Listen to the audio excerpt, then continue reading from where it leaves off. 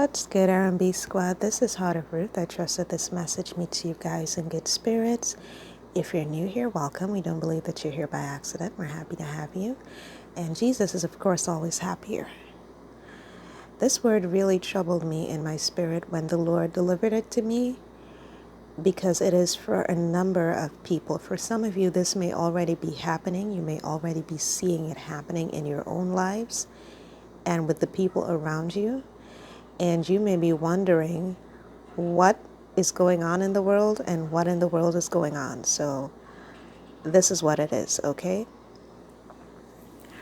I saw people separating in the spirit, people being distanced from each other, people actually being physically distanced from each other, okay?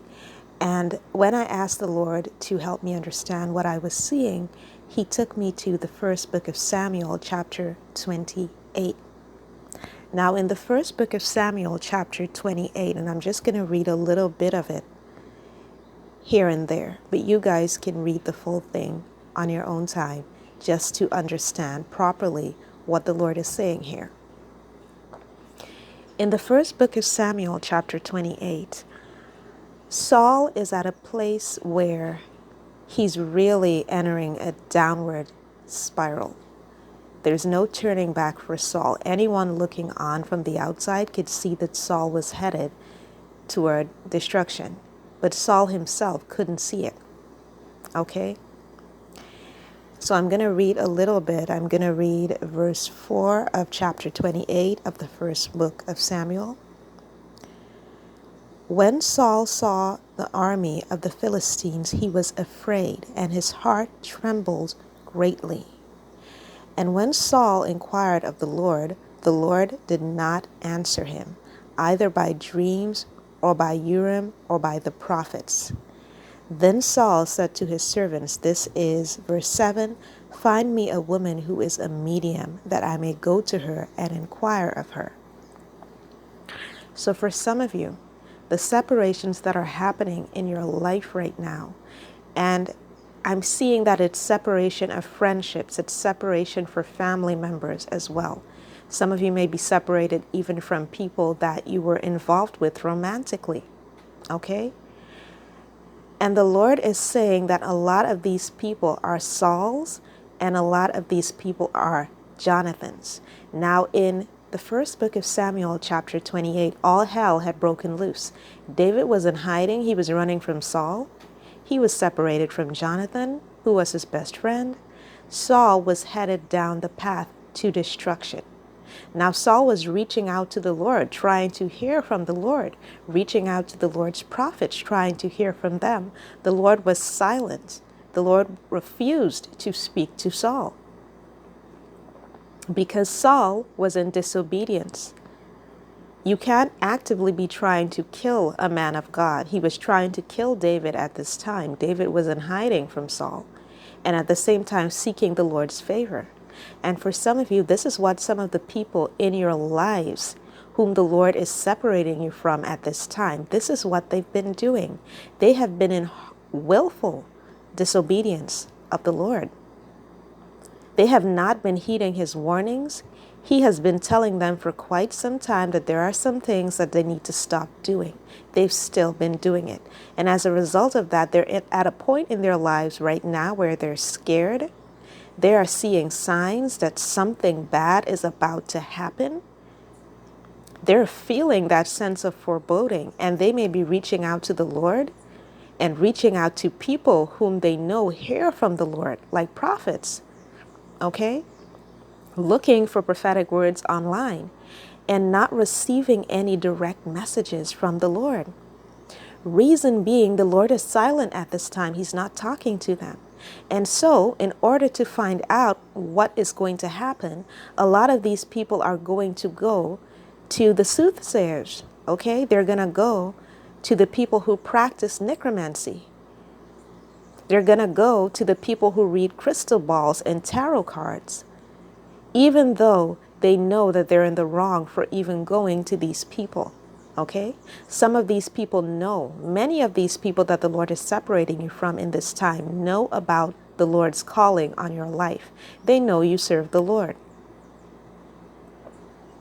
Some of them have intentions of stabbing you in the back. Some of them, the enemy is operating through them, even as the enemy was operating through Saul, to try to take David out. So some of these people, the reason why God has removed them from your life, or is getting ready to remove them from your life, is because they're plotting your downfall. They're actively plotting your downfall. Okay? And then there are the Jonathans. Now I want you guys to pay attention to what is happening here in the first book of Samuel, chapter 28. David is in hiding. Saul and Jonathan are about to die. Okay? They're about to go in willful disobedience of the Lord. Not so much Jonathan, because he was just the follower. And that's how he died. He was following Saul. That's another thing. Be careful of whom you're loyal to at this time. Be careful of whom you pledge your loyalty to.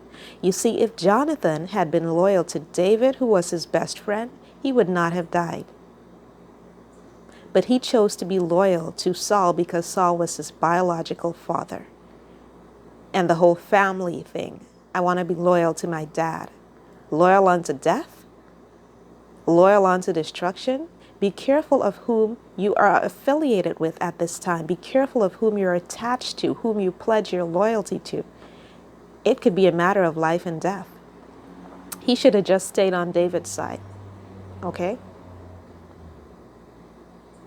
And this is why the Lord is separating you. Some of the people that the Lord has separated you from, they're good people. Not all of them are Sauls. Some of them are Jonathans. But see, the Lord had to hide David even from Jonathan, because Jonathan had pledged his loyalty to Saul. And where Jonathan and Saul were going, David couldn't go, because that was the fast road to death and destruction. This is why the Lord is separating you from some people in this season, because where they're going, you can't go there. They're headed down the path to destruction. Some of them are headed to death. You can't go there. You can't be there when that happens. So the Lord is hiding you by separating you from them. Okay? So now I'm looking for the part where Saul falls on his own sword. Even if I don't find it. Okay, so it is not in this chapter. Most likely it is in the other chapter, which is chapter 29 of the first book of Saul. Okay? But inevitably, what happens to Saul is that he falls on his own spear. Okay? So for some of these people who were secretly plotting your downfall, these people who are now trying to reach out to God and he's silent and he's not responding to them, so now they're reaching out to the soothsayers and the crystal ball readers and whatnot. The Lord is saying their demise is about to fall upon them. They're about to fall on their own spear, okay? It gives me no pleasure to say that. Saul's death was very sad, and it could have been avoided if he had just done the right thing. If his heart wasn't so hardened toward the Lord. If he had not been so full of pride and jealousy, his life could have been saved. He could have been a mighty man of God for his entire life. His life was cut short, as was Jonathan's. Because he had a hardened heart, and because Jonathan pledged his loyalty to the wrong person, to the wrong person. So for some of you in this season, do not grumble against the Lord when he separates you from some people. He's saving your life. I hope you guys understand the gravity of that. So I hope that this word was helpful to someone. I hope it brought clarity to someone. And I will be back with another word as soon as the Lord releases me. Take care.